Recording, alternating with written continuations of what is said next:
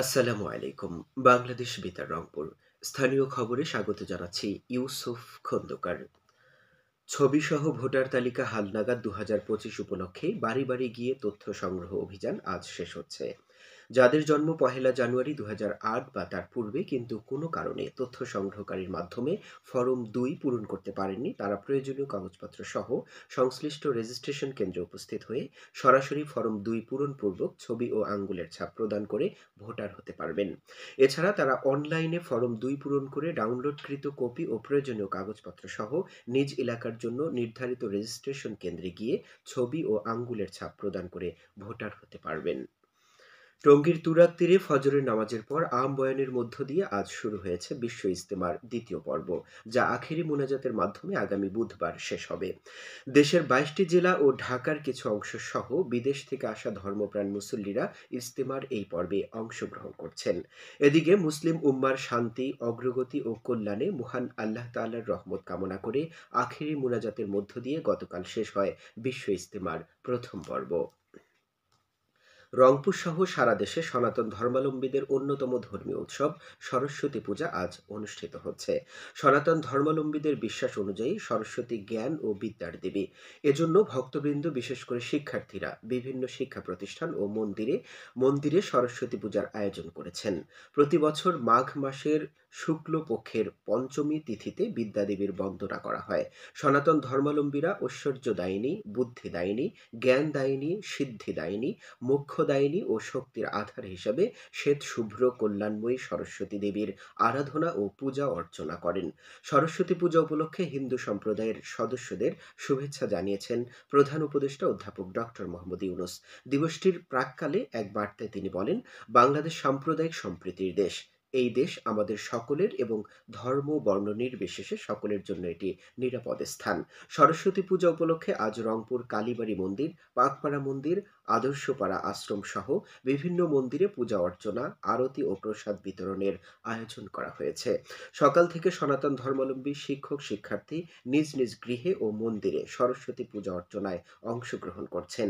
রংপুর আইনজীবী সমিতি, জেলা জজ কোর্ট প্রাঙ্গণে, বেগম রোকেয়া বিশ্ববিদ্যালয়, সরকারি টিচার্স ট্রেনিং কলেজ, রংপুর জিলা স্কুল, সরকারি বালিকা বিদ্যালয়, পলিটেকনিক ইনস্টিটিউট সহ রংপুর ও উত্তরাঞ্চলের বিভিন্ন শিক্ষা প্রতিষ্ঠানে সরস্বতী দেবীর পূজা অর্চনা উপলক্ষে বিস্তারিত কর্মসূচি পালন করা হচ্ছে।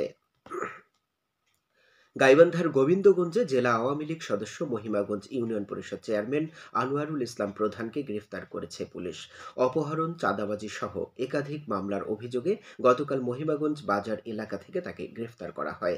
এদিকে লালমনিরহাটের হাতীবান্ধায় নিষিদ্ধ সংগঠন ছাত্রলীগের সাবেক উপজেলা সভাপতি ফাহিম শাহরিয়ার খান জিহানকে গ্রেফতার করেছে পুলিশ। গতকাল সন্ধ্যায় হাতীবান্ধা উপজেলার পূর্ব সিন্দুরনা পাঠানবাড়ি এলাকা থেকে তাকে গ্রেফতার করা হয়। পুলিশ জানিয়েছে, সম্প্রতি লালমনিরহাট শহরের মিশন মোড় এলাকায় বিএনপির অস্থায়ী কার্যালয়, হামার বাড়ি অফিসে অগ্নিসংযোগ ও ভাঙচুরের ঘটনায় দায়েরকৃত মামলায় তাকে আটক করা হয়। রংপুর সিটি প্রেস ক্লাবের উদ্যোগে নিজস্ব কার্যালয়ে অসহায় ও দুস্থ মানুষের মাঝে গতকাল শীতবস্ত্র বিতরণ করা হয়েছে। এ উপলক্ষে আয়োজিত অনুষ্ঠানে প্রধান অতিথি ছিলেন ডেপুটি কমিশনার মোহাম্মদ রবিউল ফয়সাল। অনুষ্ঠানে সিটি প্রেস ক্লাবের সভাপতি স্বপন চৌধুরী অন্যান্যের মধ্যে উপস্থিত ছিলেন। লালমনিরহাটের বুড়িমারি স্থল বন্দর দিয়ে পাথর আমদানি সাময়িকভাবে বন্ধ রয়েছে, তবে অন্যান্য পণ্য আমদানি স্বাভাবিক রয়েছে। পূর্ব ঘোষিত কর্মসূচি অনুযায়ী ভারত ও ভুটান থেকে পাথর আমদানি সাময়িক বন্ধ রাখেন ব্যবসায়ীরা। এ বিষয়ে বুড়িমারি স্থল বন্দরের C&F অ্যাসোসিয়েশনের সাধারণ সম্পাদক ASM নিয়াজ নাহিদ জানান, আজকে থেকে পাথর আমদানি সাময়িক বন্ধ করা হয়েছে। আমদানিকারক ও রপ্তানিকারকের মধ্যে উদ্ভূত সমস্যার সমাধান হলে পুনরায় আমদানি চালু হবে। সকলের বন্ধন ক্রীড়া অঙ্গন, এ প্রতিপাদ্যকে সামনে রেখে বিশ্ব বেতার দিবস উপলক্ষে বাংলাদেশ বেতার রংপুর কেন্দ্রের উদ্যোগে আজ থেকে আউটডোর ক্রীড়া প্রতিযোগিতা শুরু হবে। বিকেল ৩টায় এ প্রতিযোগিতার উদ্বোধন অনুষ্ঠানে প্রধান অতিথি হিসেবে উপস্থিত থাকবেন বাংলাদেশ বেতার রংপুর কেন্দ্রের আঞ্চলিক পরিচালক মোহাম্মদ আব্দুর রহিম এবং উদ্বোধন করবেন বেসরকারি স্বেচ্ছাসেবী সংগঠন বাংলার চোখ এর চেয়ারম্যান তানভীর হোসেন আশরাফি। খেলার খবর। কুড়িগ্রামের রৌমারী উপজেলায় ৩ দিনব্যাপী আয়োজিত শীতকালীন ক্রীড়া প্রতিযোগিতা আজ শুরু হচ্ছে। সকালে স্থানীয় সিজি জামান সরকারি উচ্চ বিদ্যালয় মাঠে এই প্রতিযোগিতার উদ্বোধন করেন উপজেলা নির্বাহী অফিসার উজ্জ্বল কুমার হালদার।